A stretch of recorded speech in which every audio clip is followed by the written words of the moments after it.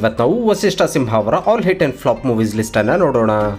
ಅವರ ಮೊದಲನೆಯ ಚಿತ್ರ ಆರ್ಯಾಸ್ ಲವ್. ಈ ಚಿತ್ರ 2013ರಲ್ಲಿ ತೆರೆ ಕಂಡಿದ್ದು ಫ್ಲಾಪ್ ಆಗಿತ್ತು. ಎರಡನೆಯ ಚಿತ್ರ ರಾಜಾ ಹುಲಿ. ಈ ಚಿತ್ರ 2013ರಲ್ಲಿ ತೆರೆ ಕಂಡಿದ್ದು ಸೂಪರ್ ಹಿಟ್ ಆಗಿತ್ತು. ಮೂರನೆಯ ಚಿತ್ರ ರುದ್ರ ತಾಂಡವ 2015ರಲ್ಲಿ ತೆರೆ ಕಂಡಿದ್ದು ಆವ್ರೇಜ್ ಆಗಿತ್ತು. ನಾಲ್ಕನೆಯ ಚಿತ್ರ ಅಲೋನ್. ಈ ಚಿತ್ರ 2015ರಲ್ಲಿ ತೆರೆ ಕಂಡಿದ್ದು ಫ್ಲಾಪ್ ಆಗಿತ್ತು. ಐದನೆಯ ಚಿತ್ರ ಕರಾಯಿ ಓರಂ ತಮಿಳು 2016ರಲ್ಲಿ ತೆರೆ ಕಂಡಿದ್ದು ಆವ್ರೇಜ್ ಆಗಿತ್ತು. ಆರನೆಯ ಚಿತ್ರ ನನ್ ಲವ್ ಟ್ರ್ಯಾಕ್ 2016ರಲ್ಲಿ ತೆರೆ ಕಂಡಿದ್ದು ಫ್ಲಾಪ್ ಆಗಿತ್ತು. ಏಳನೆಯ ಚಿತ್ರ ಗೋಧಿ ಬಣ್ಣ ಸಾಧಾರಣ ಮೇಕಟ್ಟು 2016ರಲ್ಲಿ ತೆರೆ ಕಂಡಿದ್ದು ಹಿಟ್ ಆಗಿತ್ತು. ಎಂಟನೆಯ ಚಿತ್ರ ಸುಂದರಾಂಗಜಾಣ 2016ರಲ್ಲಿ ತೆರೆ ಕಂಡಿದ್ದು ಸೆಮಿ ಹಿಟ್ ಆಗಿತ್ತು. ಒಂಬತ್ತನೆಯ ಚಿತ್ರ ಉಪೇಂದ್ರ ಮತ್ತೆ ಬಾ 2017ರಲ್ಲಿ ತೆರೆ ಕಂಡಿದ್ದು ಫ್ಲಾಪ್ ಆಗಿತ್ತು. ಹತ್ತನೆಯ ಚಿತ್ರ ಮಫ್ತಿ. ಈ ಚಿತ್ರ 2017ರಲ್ಲಿ ತೆರೆ ಕಂಡಿದ್ದು ಸೂಪರ್ ಹಿಟ್ ಆಗಿತ್ತು. ಹನ್ನೊಂದನೆಯ ಚಿತ್ರ ದಯವಿಟ್ಟು ಗಮನಿಸಿ 2017ರಲ್ಲಿ ತೆರೆ ಕಂಡಿದ್ದು ಆವ್ರೇಜ್ ಆಗಿತ್ತು. ಹನ್ನೆರಡನೆಯ ಚಿತ್ರ ಟಗರು. ಈ ಚಿತ್ರ 2018ರಲ್ಲಿ ತೆರೆ ಕಂಡಿದ್ದು ಸೂಪರ್ ಹಿಟ್ ಆಗಿತ್ತು. 13ನೆಯ ಚಿತ್ರ ಯೋಗಿ ದುನಿಯಾ 2018ರಲ್ಲಿ ತೆರೆ ಕಂಡಿದ್ದು ಫ್ಲಾಪ್ ಆಗಿತ್ತು. 14ನೇ ಚಿತ್ರ KGF ಚಾಪ್ಟರ್ 1 2018ರಲ್ಲಿ ತೆರೆ ಕಂಡಿದ್ದು ಬ್ಲಾಕ್ ಬಸ್ಟರ್ ಹಿಟ್ ಆಗಿತ್ತು.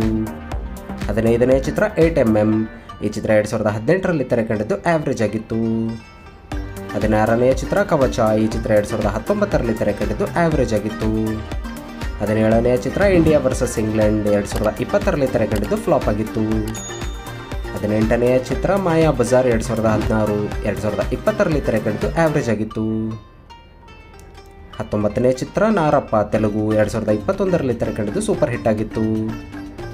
20ನೇ ಚಿತ್ರ ನಯೀಂ ಡೈರೀಸ್ ತೆಲುಗು 2021ರಲ್ಲಿ ತೆರೆ ಕಂಡಿದ್ದು ಆವ್ರೇಜ್ ಆಗಿತ್ತು. KGF ಚಾಪ್ಟರ್ 2 2022ರಲ್ಲಿ ತೆರೆ ಕಂಡಿದ್ದು all time blockbuster hit ಆಗಿತ್ತು. 22ನೇ ಚಿತ್ರ ಡಿಯರ್ ವಿಕ್ರಮ್ 2022ರಲ್ಲಿ ತೆರೆ ಕಂಡಿದ್ದು ಆವ್ರೇಜ್ ಆಗಿತ್ತು. 23ನೇ ಚಿತ್ರ ಓಡೆಲ್ಲ ರೈಲ್ವೆ ಸ್ಟೇಷನ್ ತೆಲುಗು 2022ರಲ್ಲಿ ತೆರೆ ಕಂಡಿದ್ದು ಆವ್ರೇಜ್ ಆಗಿತ್ತು. 24ನೇ ಚಿತ್ರ ಹೆಡ್ ಬುಷ್ 2022ರಲ್ಲಿ ತೆರೆ ಕಂಡಿದ್ದು ಹಿಟ್ ಆಗಿತ್ತು.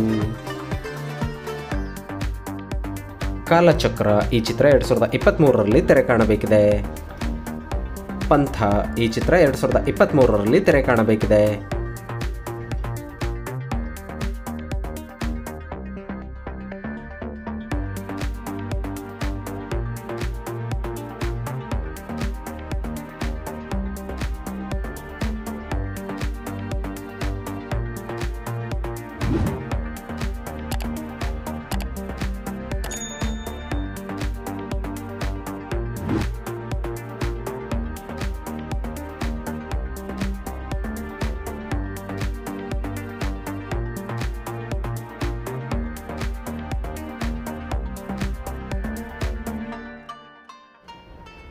ನೀವು ಕೂಡ ವಸಿಷ್ಠ ಸಿಂಹ ಅವರ ಅಭಿಮಾನಿಯಾಗಿದ್ದರೆ ಅವರ ಯಾವ ಚಿತ್ರಗಳು ಇಷ್ಟ ಅನ್ನೋದನ್ನು ಕಮೆಂಟ್ ಮಾಡುವ ಮೂಲಕ ತಿಳಿಸಿ.